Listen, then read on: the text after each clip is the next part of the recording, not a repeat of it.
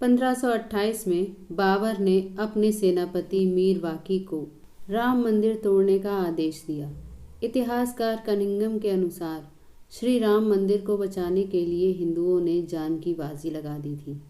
1,74,000 हिंदू वीरों के बलिदान के बाद ही मुगल मंदिर को हानि पहुंचा सके।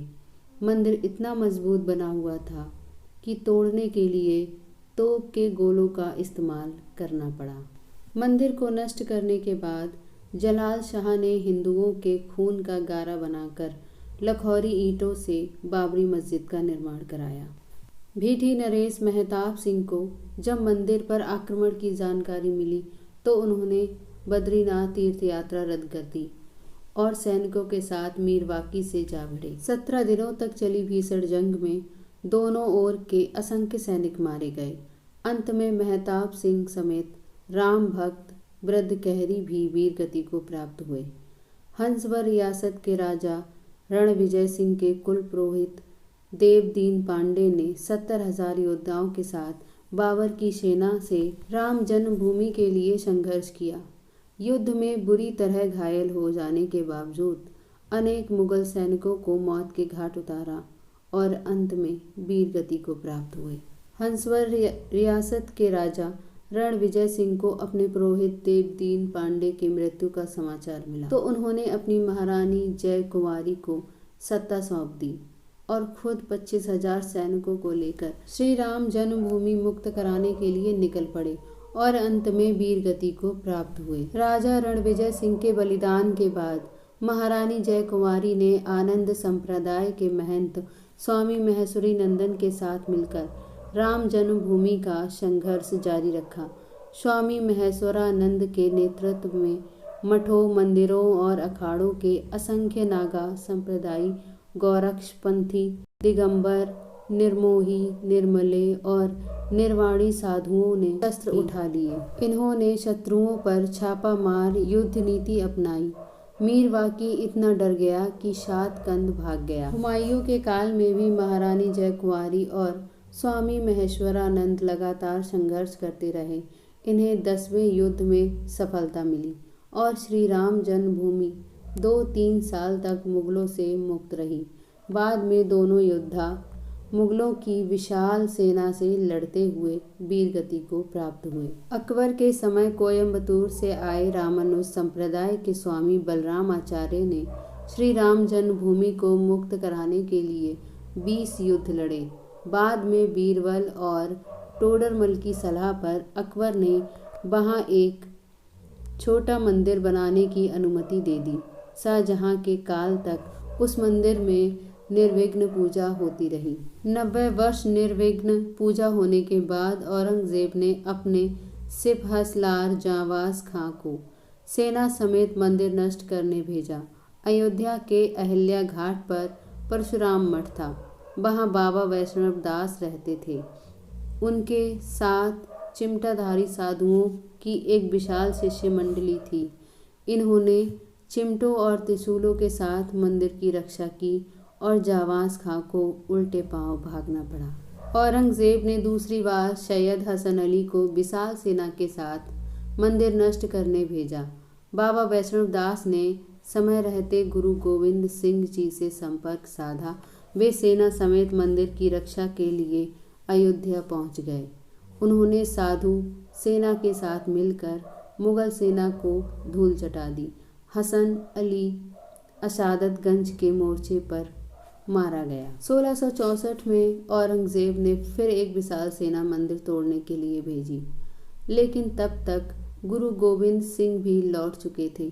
मुगल सेना ने चबूतरे पर बने लघु मंदिर को तोड़कर गड्ढा बना दिया, लेकिन श्रद्धालु वहीं आकर पूजा करते रहे। अमेठी के राजा गुरुदत्त सिंह और पिपरा के राजकुमार सिंह ने नवाब सादत अली से श्री राम मंदिर संघर्ष जारी रखा। हिंदुओं के लगातार हमले से तंग आकर नवाब ने पूजा और नमाज दोनों की अनुमति दे दी। आज़ादी से पहले एक अंग्रेज सिपाही अब्दुल बरकत ने फैज़ाबाद जिलाधीश के नारायण के सामने बयान दिया कि 22-23 दिसंबर 1941 की रात करीब 2 बजे उसने मस्जिद के अंदर हल्की रोशनी देखी। जो बाद में सुनहरी हो गई। इसके बाद घुंघराले बालों वाले 4-5 साल के एक सुंदर बालक को देखकर हैरान हो गया। थोड़ी देर बाद देखता है कि मुख्य द्वार पर ताला टूटा हुआ है और मस्जिद में हिंदुओं की भीड़ एक सिंहासन पर मूर्ति रखकर पूजा कर रही है। राम मंदिर आंदोलन के दौरान मुलायम सिंह यादव ने कहा था कि विवादित ढांचे पर परिंदा भी पर नहीं मार सकता। 30,000 से ज्यादा सुरक्षाकर्मी अयोध्या में तैनात कर दिए गए, लेकिन कोलकाता के कोठारी बंधुओं ने मुलायम सिंह के इस दावे को नहीं माना। 23 साल के राम कुमार कोठारी और 20 साल के शरद कोठारी राम मंदिर के प्रति इतने समर्पित थे कि 200 किलोमीटर का रास्ता उन्होंने पैदल ही तय किया था, क्योंकि अयोध्या पहुंचने वाले सभी साधक रोक दिए गए थे। 30 अक्टूबर 1990 को विवादित ढांचे पर सबसे पहले चढ़ने वाला युवक शरद कोठारी था। फिर बड़ा भाई राम कुमार कोठारी भी ढांचे पर चढ़ गया और भगवा ध्वज लहरा दिया।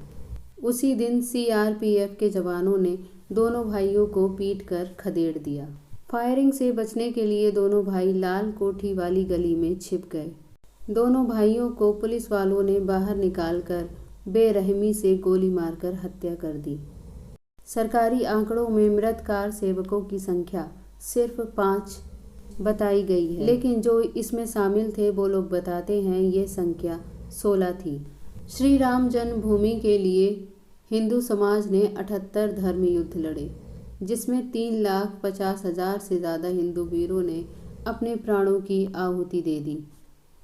बाबर के काल में 5 धर्म युद्ध, हुमायूं काल में 10, अकबर काल में 20, औरंगजेब काल में 30, नवाब शादत अली काल में 5, नसीरुद्दीन हैदर के समय में 3, वाजिद अली के समय में 2, अंग्रेजों के समय में 2 और पूर्व प्रधानमंत्री विश्वनाथ प्रताप सिंह के कार्यकाल में 1 धर्म युद्ध लड़ा गया। 5 अगस्त 2020 को प्रधानमंत्री नरेंद्र मोदी ने श्री राम जन्मभूमि पर राम मंदिर के लिए शिलान्यास किया था। 500 साल तक हिंदू समाज के सतत संघर्ष के बाद आज अयोध्या में भव्य राम मंदिर बन रहा है। मंदिर की ऊंचाई 161 फीट है। सिर्फ नींव में ही 2 लाख ईंटें लगी हैं जिन पर श्री राम लिखा है। सीढ़ियों की चौड़ाई 16 फीट है। मंदिर में 5 गुंबद हैं।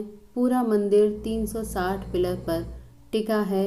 इसमें गर्भगृह, कुदू मंडप, नृत्य मंडप और रंग मंडप है। राम मंदिर और बाबरी मस्जिद के बारे में पूरी जानकारी वीडियो को लाइक शेयर करें और चैनल को सब्सक्राइब करें। धन्यवाद।